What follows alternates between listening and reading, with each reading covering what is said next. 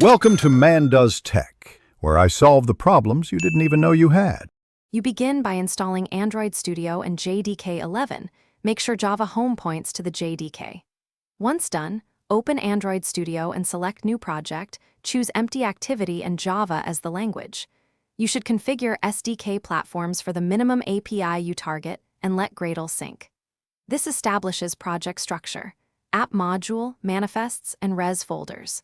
From here, you can open main activity, Java and activity main, XML to start implementing UI and core logic immediately. You now build the app's core, design your UI and activity main, XML using constraint layout or linear layout, and preview changes in the layout editor. Then implement on create and other lifecycle callbacks in main activity, Java, wiring buttons and inputs with find view by ID or view binding. Once done, add libraries by editing app-level build. Gradle, then sync Gradle. Make sure to request runtime permissions where needed. Finally run on an emulator or device to iterate quickly. Observing logs with Logcat to diagnose. You finish by thoroughly testing on emulators and at least one physical device across target API levels, run unit and basic UI tests.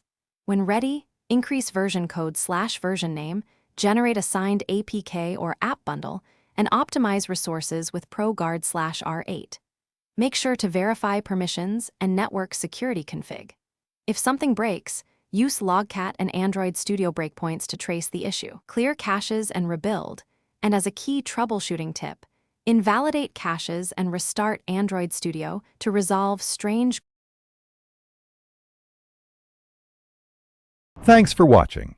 If you found this helpful, don't forget to like and subscribe.